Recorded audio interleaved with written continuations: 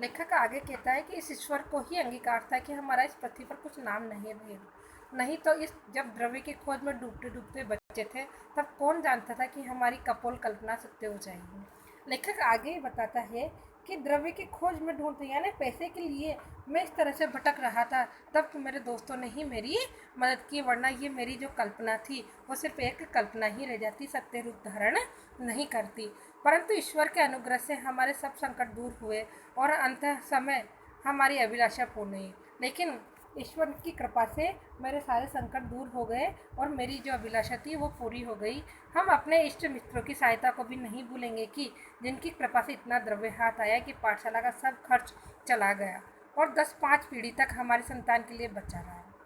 वो लेखक कहता है कि मैं अपने दोस्तों की कृपा को भी नहीं भूलूंगा, जिनकी सहायता से मेरे पास इतना द्रव्य यानी धन हाथ आया कि ये पाठशाला का सारा खर्चा चल गया और मेरी 10 से 5 पीढ़ियों तक भी संतानें बैठकर खा सकती हैं, अपना भरण पोषण कर सकती है। हमारे पुत्र परिवार के लोग चैन से हाथ पर हाथ रखकर बैठे रह सकते हैं।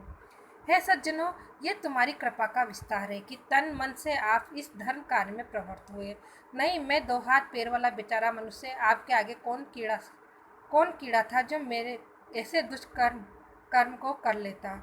यहाँ तो घर की ही केवल मूछे थी, कुछ गंगा जल काम आपकी कृपा से भली भांति हो गया।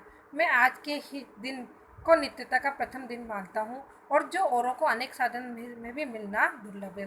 वो सभी लोगों का धन्यवाद करता हुआ कहता है कि हे सज्जनों, ये सब आपके धर्म कार्य का ही परिणाम है, कि वरना मैं तो 2 हाथ पैरों वाला बेचारा एक साधारण सा मनुष्य था जो कीड़े के समान था, जो कोई ऐसा बड़ा कार्य नहीं कर सकता था। और मेरे घर में तो केवल मूछें थी, अर्थात सब मर्द थे लेकिन कोई कार्य करने वाला नहीं था। कुछ में तो गंगा जल की भांति थे, यानी कुछ तो इतने बुजुर्ग थे कि जो गंगा जल के भांति थे कि कुछ समय बाद ही नष्ट होने वाले थे। और मैं आज का जो दिन है, जो पुण्य दिन है, मैं उसको नित्यता का दिन, अपने पाठशाला का प्रथम दिन रेगुलर दिन मानकर चलता हूँ कि मुझे ऐसा साधन दुर्लभ हुआ। धन्य है उस परमात्मा को जिसने हमारे यश के ढहे अंकुर फिर हरे किए।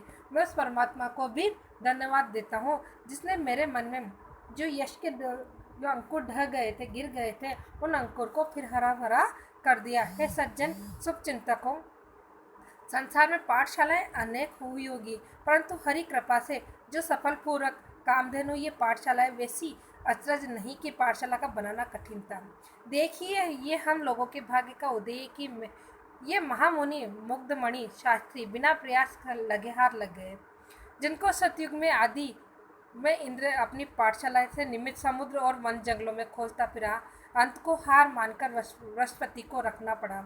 हम फिर भी कहते हैं कि ये हमारे भाग्य की महिमा ही थी कि ये पंडित राज मृगयाशील स्वान में के मुख में शशि के धोखे बद्रिकाश्रम की एक कंदरा में पड़ गए। उनकी बुद्धि और विद्या की प्रशंसा करने में सरस्वती भी लजाती है। इसमें संदेह नहीं कि इनकी थोड़े से ही परिश्रम से मूर्ख पंडित भी अबोध पंडित हो जाते हैं। लेखक कहता है कि ये ऐसी हरी कृपा से ऐसी कामधेनु पाठशाला बनी है जिसका तो अचरज है और जन्मों जन्मांतर भी इस तरह की अनोखी पाठशाला का निर्माण नहीं किया जा सकता।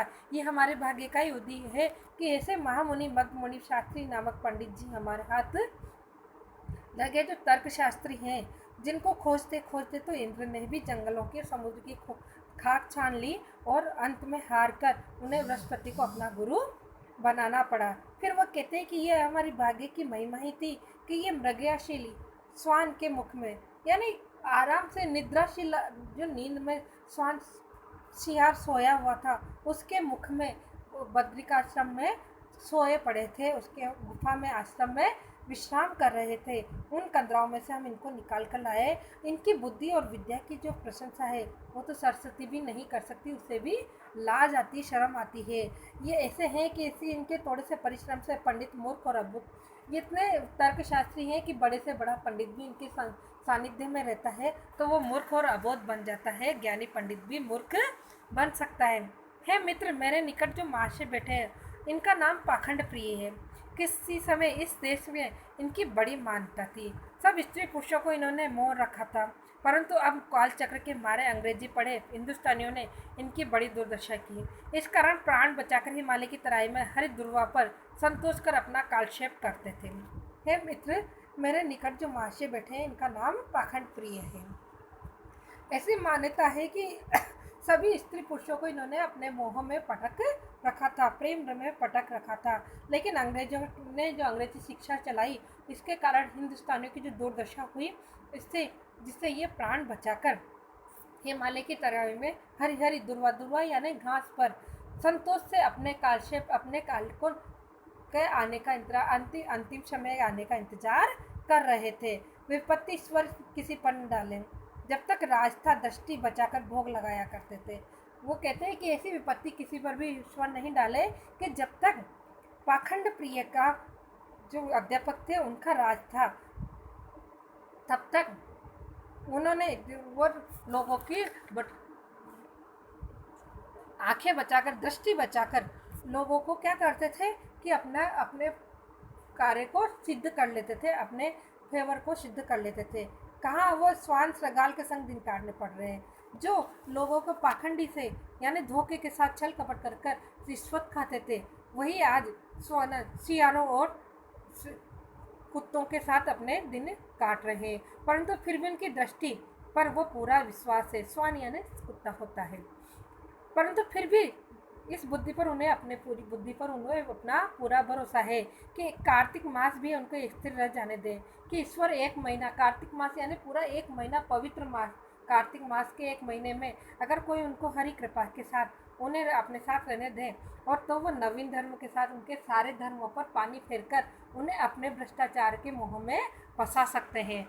इससे भिन्न पंडित प्राणांतक प्रसाद की प्रशंसनीय प्रश्न, इससे के साथ ही प्राणांतक प्रसाद पंडित जो है वो भी बहुत प्रशंसनीय पुरुष है।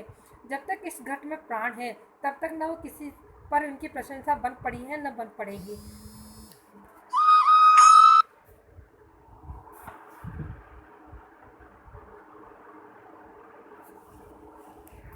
हेलो।